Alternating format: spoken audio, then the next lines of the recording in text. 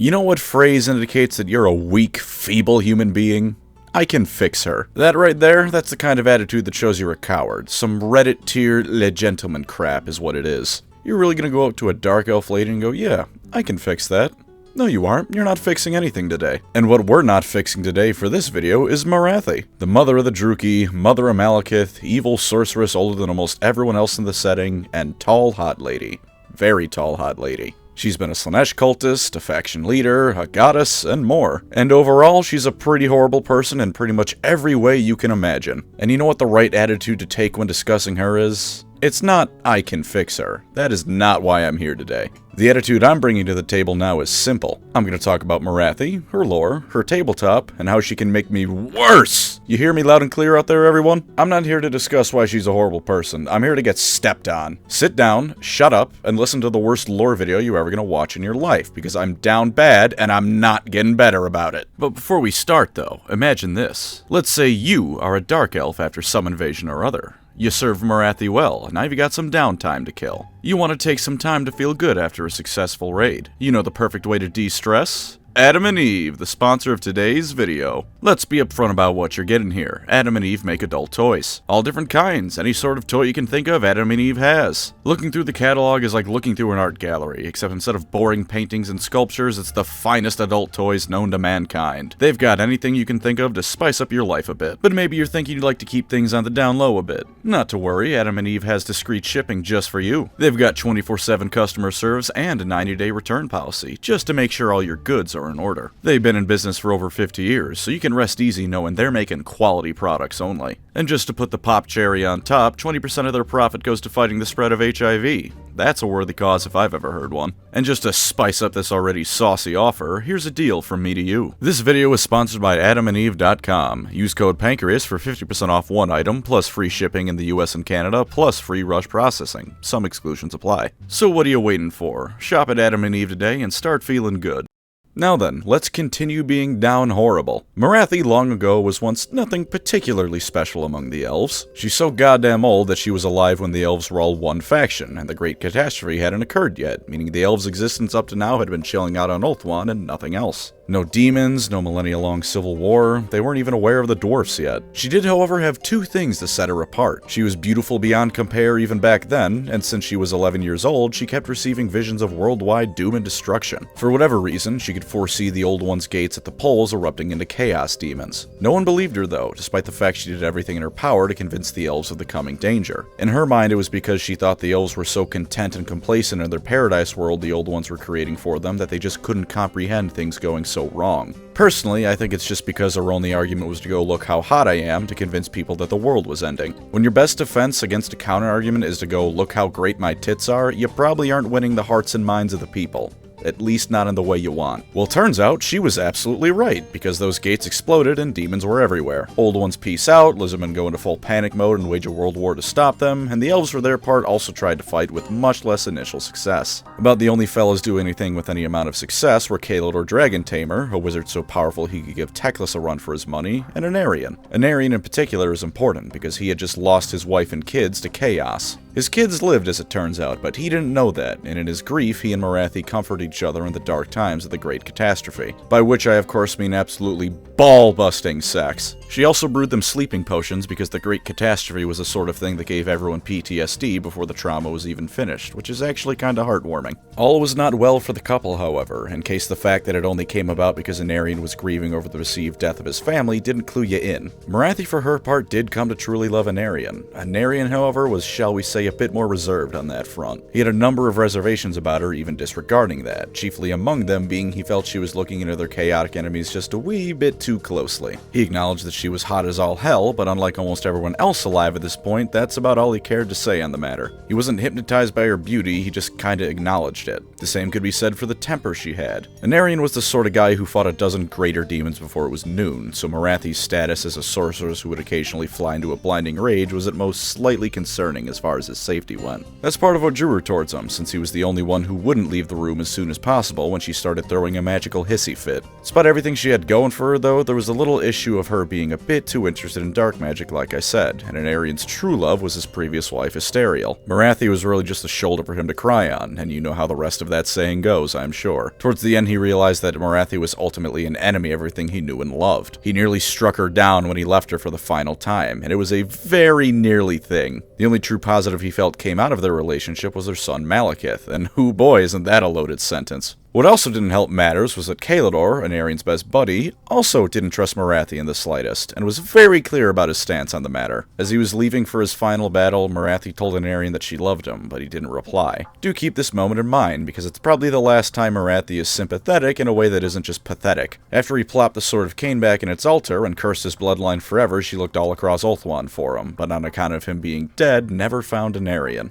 After that whole business with the world nearly ending was concluded, Morathi proved every single person who thought ill of her right by founding the cults of pleasure. She also tried to subtly guide her son Malekith towards the Phoenix Throne because she figured she might as well hedge her bets with being in charge of everyone. She gifted him nice things like a fancy boat and helped him along in his quests, and when Malekith was turned down in favor of Belshazzar becoming the Phoenix King, she was more upset about the matter than he was. She plotted all the while, and things came to a head when Malekith returned from his adventures across the world and was put in charge of dealing with the cults of pleasure. This ended up being a bit awkward when Malekith started purging the cults of pleasure, and one fateful day found out that his mother was the one in charge of them. Malekith debated killing Mommy Dearest then and there, but she promised him the full support of the pleasure cults and giving him the Phoenix Throne in exchange for her life. After a few days of fierce fighting and deliberation, he decided he'd side with her. Unfortunately, for all the cunning and brilliance those two have by modern Warhammer Fantasy, it would appear all of that was gained over the course of the 1,000 years they've been alive and away from Ulthuan, because their initial plan to put Malekith on the Phoenix Throne was taken straight from the playbook of a 12-year-old playing Among Us. Malekith assembled the elven princes and loudly announced that Belshazzar was a traitor and member of the pleasure cults. And the evidence he and Morathi had for this brilliant scheme?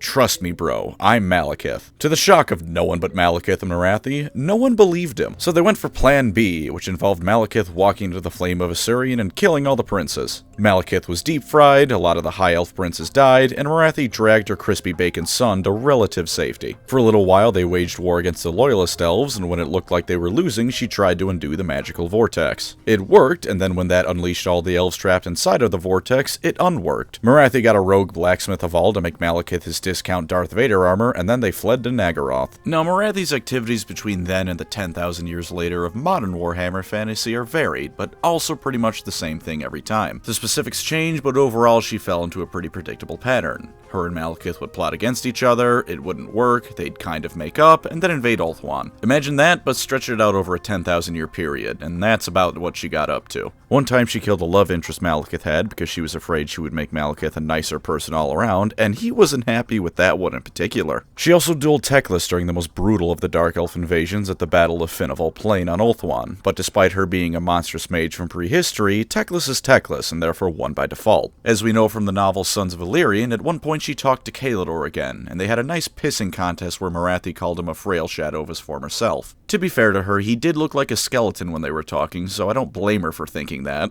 She told him one of the reasons she wanted to destroy the world with the vortex was because Caelador didn't want it destroyed, which is petty beyond mortal comprehension. This was then eventually followed by Caelador revealing he's not actually a desiccated corpse of an elf, but still firmly in his prime, and Morathi was sent packing. Officially, she's one of the chief priestesses of Cain, presiding over his cult. She uses her status as the chief hag priestess to bathe in a cauldron of blood, which keeps her youthful appearance because of magical reasons that probably make sense if you're a dark elf. Unofficially, at least in older lore, she's also back on the grind of being the head of the pleasure cults as well, which she reformed into the Dark Elves' land. Elves in fantasy aren't like the Eldar in 40k, and there's nothing stopping them from worshipping Slaanesh aside from it being a bad idea in general. Sure, Slaanesh does still prefer elven souls above all others, but she doesn't instantly consume them like over in 40k. She would frequently be seen surrounded by demonettes at parties, and those parties usually had a 100% mortality rate for people who weren't named Morathi. In newer lore, she was retconned to be an important figure in the worship of the elven goddess Atharti, their own goddess of pleasure. This is because GW started treating the elves like the Eldar and decided they're all horrified of Slaanesh in the exact same way. She's also a firm worshipper of the goddess Akarti, Atharti's sister and the goddess of dark magic. This is both because she's a sorceress and naturally wants to get that sweet god magic, and because the two divine sisters don't like each other and like to snipe each other's followers. It's equal part worship and hedging her bets. Another difference between the old lore and new lore is that whole business with Malekith. You know the business. The mother of all Oedipus complex's business. That was moved away from as time went on in fantasy. Whether or not you choose to believe the older or newer lore on exactly how close Morathi and her son were is up to you, but I choose to believe the newer lore because it makes it slightly less gross when I say that I want to drown between Morathi's legs. I have accepted that I am not getting full monetization on this video. As a general rule of thumb, Morathi is responsible for all aspects of Dark Elf culture that Malekith isn't, and she probably had a hand in those too. For instance, while Malekith instituted Cain as their chief god, Morathi is the leader of the cult of Cain and thus the one who handles the specifics. It makes it very fun when they decide they want the other dead, because one of them is the undisputed king and the other one is the one who people have to most often directly deal with. Usually it involves every assassin one sends after the other horribly dead, and a stern talking to from Malekith to Morathi that she better cut the crap. She does for a few dozen years, then tries to kill him again. Sometimes she gets exiled, and then she comes back. Repeat ad nauseum. Despite her maybe not Slaanesh worship, she has acted against the Chaos Worshippers to the north of the Dark Elves' territory. She seduced them to her side, fought them tooth and nail, and generally is as much a pain in their ass as she is for the High Elves. There was one instance where she built them a massive palace of their own and gifted them absurd amounts of wealth to convince them to pledge loyalty to her and Malekith. If you're mostly a 40k fan and think it sounds odd that Chaos followers would work with non-Chaos folk, remember that the Norskins as often as not just want to survive, and any source of glory is good enough for them. Serving the Dark Elves in battle will get Khorne as blood and skulls just as well as fighting for only Khorne, and Morathi knows damn well that's the case. Compared to Malekith, she's a lot sneakier with her schemes like this, willing to do more than bash people's brains in to get what she wants. That's not to say that Malekith can't be cunning, or Morathi can't use brute force when need be, they've just got their preferences for how to get things done. And the last thing before we move on to the end times is one final difference between older lore and newer lore. Much like her, relationship with her son has changed, so has her general mentality. And I mean that very literally, because as Warhammer reached its 8th edition, she was given dementia. She occasionally thinks she's still in an Aryan's time and will look for her husband desperately, and it's just sad. And in the end times, it only gets worse. Elven civil war comes to a head, and when Tyrion pulls the Sword of Cain, she goes fully insane and thinks he's an Aryan reborn. As Teclis is trying to bind the winds of magic to the incarnates, Morathi also is the one who really screws the pooch on that and messes up that ritual. She once again completely unbinds the vortex and dooms Ulthuan, and takes down a number of the mages trapped inside who were keeping it going. Good old Kalidor Dragon Tamer gets the last laugh though, because as Slaanesh begins to enter the material plane, he gives Morathi one final middle finger. As the ritual was coming to an abrupt end, Morathi tried to flee on account of not wanting to get Slaaneshed. Then Kalidor comes in with the people's elbow and drags Morathi into Slaanesh's maw with him. No, he didn't actually use a wrestling move, but come on, tell me the mental image doesn't make it better. And at least as far as I'm concerned, that's the most important bit of Morathi in the end times. She pushed Tyrion to be even crazier, and she got killed. In terms of what she actually did, not much. But in terms of the ramifications, I can comfortably say she ruined almost everything. Oh, she was also revealed to be the mortal incarnation of Hecate. You would think that would mean something, but much like almost every plot point in the end times, it doesn't. But we're not done with the Dommy Druchii mommy yet, because she comes back in Age of Sigmar. Somehow Morathi returns in Olgu, the realm of shadow. For a while she was alone with nothing but beings of pure shadow she created with her magic, until eventually she found Malekith, who I will not refer to as Malarian because I simply do not care for the name change. Unlike her, Malekith was now a true god, as were Tyrion and Teclis. Rather understandably, this made her a bit upset. Not that she really deserves godhood, but I get the frustration. She did, however, have one thing going for her: the key to accessing Slaanesh to steal away the devoured elven souls in her stomach. She may not be a god, but she's still got some leverage, and more to the point, a reason for the other 3 elven deities not to just end her life. They split the souls amongst themselves to try and recreate the elves of old with, and naturally, Morathi dicked around with the ritual to ensure she got slightly more than the others did. Coupled with this was her getting quite the lucky break when she came into contact with Cain's heart, and she did not let that gift go to waste. She assembled together the Daughters of Cain faction, dedicated to restoring Cain to his former glory via worship of the dead god. Once again, however, she was being the sneakiest git in the mortal realms, because she was siphoning the power that would otherwise resurrect him into herself. That's not all she did though, of course. She tried to seduce the other gods and get into their good graces, because hey, she's still hot as hell and it always worked before. Unfortunately for her, the only choices as far as gods go weren't great, so she never had much success. There's Tyrion and Teclis, who hate her, Malekith, who only hates her slightly less than he used to, Sigmar, who couldn't care less about Morathi if he tried, Alariel, who also hates her and would probably have her crucified on magical branches, the dwarf gods, who almost certainly also hate her for what she did to their kin in the old world, Gorkamorka, who you cannot seduce because he's the orc god and probably doesn't even understand sex, and last but not least, Nagash. She tried to seduce Nagash. Nagash, who is A, skeleton, and B, taller than a Wraith Knight. Not only did this not work, because of course it didn't, Nagash backhanded her so goddamned hard that her true form as a monstrous half-snake creature was revealed. After this, she was forced to contend with the fact that in Age of Sigmar, she can no longer sleep her way to power and influence. For a while, she was being pretty low-key with everything, quietly siphoning power meant for Cain, but one day she decided she would act decisively. She dealt with the Idenit to get a lantern from them that would allow her to enter Slaanesh again, which incidentally, they stole from Teclis when they ran away from him. She entered Slaanesh not just to get more souls, but specifically to steal the power of the previous Phoenix King Slaanesh had inside of her. Each of them had a bit of Assyrian's power within them, which coincidentally also means that Malekith being the one true Phoenix King has been retconned. Thank God. When she reached the last and first one, Anarian, she paused. Even after countless eons and the end of the world, she still held some small bit of love for him. But do you remember how he didn't say he loved her back at the end?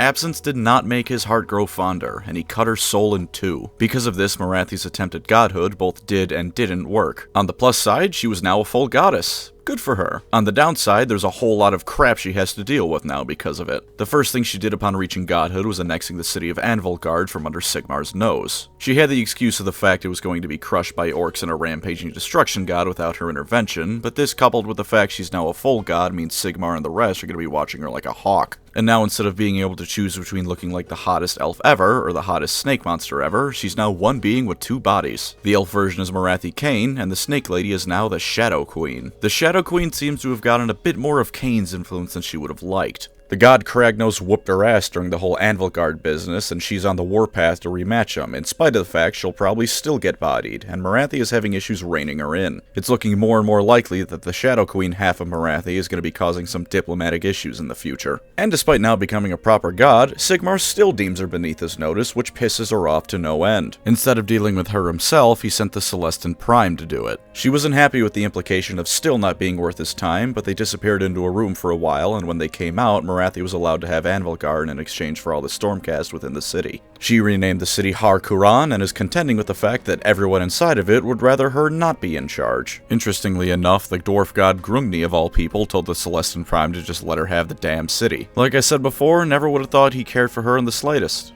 Maybe she should have tried her luck getting into his pants. The problems don't end there either. Her daughters of Cain are having a bit of a religious schism at the moment, with many of them being appalled and angry over the fact Morathi lied about their whole religion. Or rather, the fact that she lied about using the power she was stealing to resurrect Cain. The divide between those loyal to her and those who aren't is becoming more and more divisive as time goes on. She also had a nice little chat with Malekith, who criticized her for blundering into godhood in a way that managed to piss off pretty much every faction in the setting. She told him he couldn't talk down to her and cut off his fingers, but he's made of shadow so it didn't really do much to him. When she told him about Tyrion moving against him, Malekith informed her he was well aware and was taking steps to counter the god of Hysh, which impressed her a bit and made her regard her son just a little bit more fondly. Not much, but hey, they aren't trying to kill each other anymore and they're sort of working together, so it's an improvement from fantasy. She leaves the conversation by going to crush a revolt against her in Anvilgard and basking in the glory of her newfound divinity. Oh, when Nagash attacked her with Nighthaunt because he thinks the soul she used to ascend to godhood belonged to him. But that's a non-statement. That's his standard operating procedure. Me telling you Nagash is complaining about people not handing their souls to him is the same as me telling you water is wet. I'm assuming you knew that already. Now looking back on the script, I'm worried I might have taken the piss out of Morathi just a bit too much. And to be fair, she failed to successfully put Malekith on the throne of Ulthuan, failed to retake Ulthuan over the course of 10,000 years, wasn't even a god like almost every other returning elf character in AOS, and when she did finally become a god, it was in possibly the most offensive way she could have done it. So let's just clear the water on this. Morathi is monstrously competent and monstrously dangerous. She is one of the strongest mages in all of Warhammer, only really being beaten out by the Slann, Teclis, and Nagash. Her being basically immortal in fantasy, and now actually immortal in AOS, means that she can spend centuries plotting for a single thing, and almost no one will see it coming until they have to deal with the aftermath of it. She consorts with chaos and has always gotten away with it, and quite frankly, that's probably the ultimate testament to how capable and frightening she can be. Slaanesh demons, especially out of every demon out there, will do their best to make sure you regret dealing with them, and Morathi has never had to face those consequences. Unless your name is Aletha Nar, you would do well to be deathly afraid of what this woman can do, because she can either have a network of spies spanning the entire world blackbag you, or send your very soul to the depths of hell herself. To reinforce this, let's look at how monstrous this elf can be in Age of Sigmar. For lore positives of Morathi, she's a cunning sorceress who's held her ground for 10,000 years in Warhammer Fantasy and managed to survive being eaten by Slaanesh. She's crawled her way to godhood inch by agonizing uncompromising inch and hasn't let anything stand in her way. If you want a character that not only has the strength of will to face the most daunting of challenges, but the cunning and power to do so in a variety of ways, you want her. She's of course also a pick for you if you want a faction leader to be in your army. She founded and leads the Daughters of Cain, and more to the point, she's a goddess now, which is another thing going for her from a lore standpoint. It leads into a couple positives actually. She's shown growth in ways beyond just character growth. Seeing a character grow and change is always nice, but failing that, seeing them grow physically can be just as cool, and there's no upgrade quite like reaching divinity. If you like returning characters from Warhammer Fantasy, she's of course an ideal pick, with the added bonus that our army is largely also made up of returning Warhammer Fantasy models. Or at the least, it's inspired by the Witch Elves from Fantasy for the newer models it has. And finally, for lore positives, attractive dark elf lady who will crush your testicles. I told you I was here for her to make me worse, didn't I? And let me just counter a few of the arguments I can see coming to that statement. She's a monster, ad hominem. She's a dark elf, they're inherently evil. Hasty generalization. She'll just torture you to death. You don't know what I'm into. As for tabletop positives, she's good at everything. Because remember, she's both a snake monster and a sexy lady. Her elf form, Morathi Cain, is quite the spellcaster. She can cast 3 spells a turn and unbind 2, and automatically knows the lore of Shadow. She also has the spell Black Horror of Olgu, which is a nice way to get some easy mortal wounds. With a 4-up save and 6 wounds, she's not exactly the tankiest around, but we'll get to why that isn't so bad shortly. She can have any Daughters of Cain unit fight for free. She's treated as a general even if she's not your general, and all units trying to hit her automatically subtract 1 from their roll because of how hot she is. But you don't just get Morathi the Mage out of taking her, you also get Morathi the Shadow Queen out of the deal. It used to be that you could choose to have her transform, or depending on how many wounds she's taken, she'd lose control and do it, but now you take both of her forms at once since her ascendancy to godhood split her soul in half. Whereas Morathi Cain fights by casting spells, the Shadow Queen's role on the battlefield is to fuck your opponent in the mouth. At twice the number of wounds, she's much tankier, but the most standout rules in this department are the 2 bodies, 1 soul, and Iron Heart of Cain rules. Any wounds Morathi takes are instead allocated to the Shadow Queen, and the Shadow Queen cannot take more than 3 wounds per turn. If an ability would kill either of them outright, the Shadow Queen just takes an automatic 3 wounds and that's it. While the Shadow Queen can't heal, she arguably doesn't need it. Throw her in the middle of the enemy's army. It's probably not gonna matter until turn 4 at the least. This pairs nicely with how absurdly powerful the Shadow Queen is in melee. Morathi in melee is okay, but nothing to write home about. The Shadow Queen can dish out dozens of wounds a turn, and she lets some of the Daughters of Cain more monstrous units fight better with a +1 to their attack stat. To top it off, she can fly, and until her stat line starts degrading, has 14 inches of movement. There is nowhere safe from her. Use her to take out archers and artillery, throw her at a fragile mage casting spells, or just walk her into something 3 times her size and have her send it straight to hell. There are very few things on the tabletop that have a chance at stopping her, and even some of those aren't safe. If she gets into range of Archaon or Nagash, there's no telling who will win. Even Gotrek isn't safe, although that's tabletop only, I'm sure. In universe, Morathi would graduate from goddess to dead goddess if they fought each other. But while they come as a kit and share a wound pool, they're separate units in the game, meaning you can have Morathi Cain on one end of the battlefield throwing spells around while the Shadow Queen mulches the other end. They're versatile in a way that no one else quite manages because of this, letting you pull off all kinds of tricks to get the upper hand.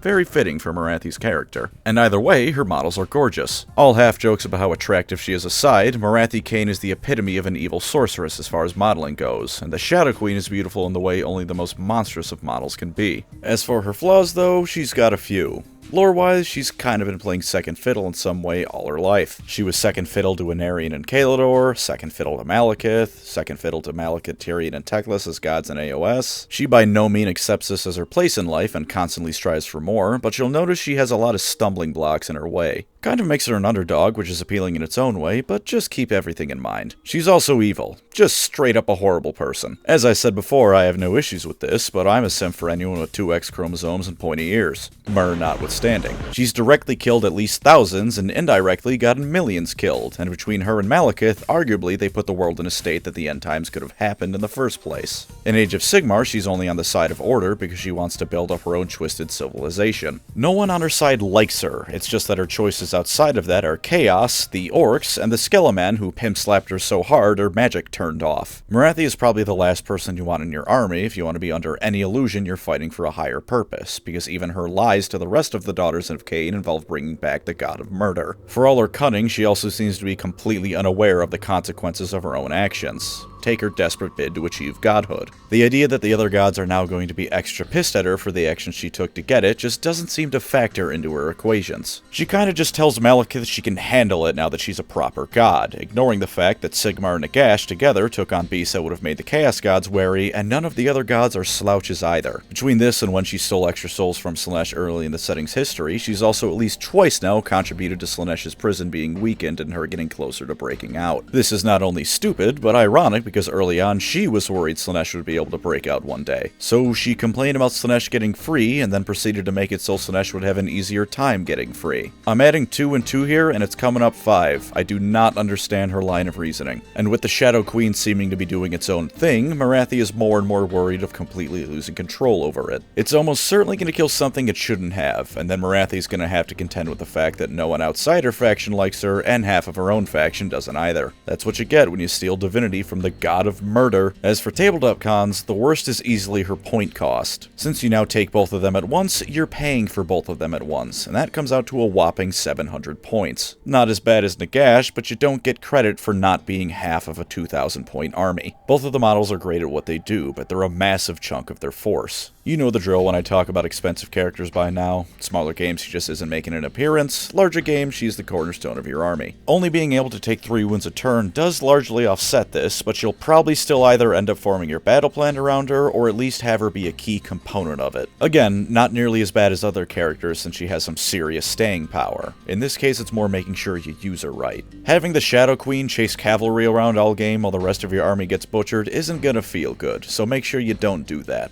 And of course, when one goes, so does the other. Suddenly losing a potent spellcaster and a melee beatstick at the wrong time could cost the game, and while she'll probably have wiped out something important by that point, it's the sort of thing that might take you as a player some getting used to. I feel safe in the assumption that most people will expect only one model to be destroyed when you kill one model, not 2 of them, so it's just something to consider. It's pretty clearly stated in the rules, so it's not like GW is hiding it, you just have to get used to the fact that 2 models have the same pool of HP. Honestly though, that's about all I can say is bad for her tabletop stuff. Yeah, a degrading stat line makes her weaker over time, but her elven form doesn't have one, and she's still disgustingly powerful even as she drops down. I can't even say you need to worry about the enemy focusing everything on her or her weaker elven form, because if they do, they're gonna hit that wall of not being able to cause any more wounds that turn. And to be clear, it's an entire turn this lasts for, not just a single phase. This is the shortest rules con phase I've ever done, because there just isn't much bad to say about her. The best bet you have for dealing with her quickly is managing to inflict wounds on her during both of the player's turns, since those are technically separate turns, but even then, that's 2 turns for her to smash your army to pieces with impunity. I mean, for God's sake, the biggest complaint I have is that I don't understand why Morathi Kane even has her own hit point stat. I feel like I'm missing something that'll either let you snipe Morathi or give them a technical total of 18 wounds, but I can't figure out what. If I'm missing something glaringly obvious, please let me know. She's also, of course, in Warhammer Total War. For the short and sweet of that, you can recruit a small number of DMATs to her faction, and she causes Slaanesh corruption, showing that CA is going for the older approach to her lore. Her voice in the game's the sort of thing to make an appearance in the dreams you don't tell people about. Her model is one slightly adjusted piece of armor away from demonetization, and she's a powerful casting lord that can unlock a flying mount with everything around her starting area she needs to have a solid first 20 turns. The downside of this is that all her neighbors hate her, with the starting pact with Mazdamundi almost certainly not going to last much longer than that, while Ulthuan is about 5 feet to her right. The Usur do not like Morathi, and Tyrion is sooner or later going to launch a crusade to rip you to pieces, while the Lizardmen do the same from the south, and Kislev of all factions does it from the north. If you're going to play Morathi in Total War, understand you are playing Dark Elf Techless. And with that, we have Morathi. Sorceress Supreme, Evil Woman, Warhammer's most attractive female character, and second most attractive character overall. I'm sure you can figure out who I put in first. Thank you as always to my wonderful channel members. I can't think of a single comparison joke for this video because everything I come up with is completely awful, so how about I just say thank you for the support. If you'd like to support the channel, feel free to subscribe or become a member.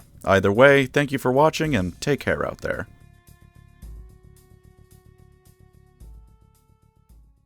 Alright, end of the video. Almost everyone is gone by this point, and everyone left is probably going to keep watching my stuff no matter what I do. I would just like to take this moment to say, I don't blame Malekith in the slightest, and in his shoes, I would too. I mean, come on, do you see her in Total War? She's just walking around a winter wasteland with those grippers hanging out. I cannot help being this down bad, man.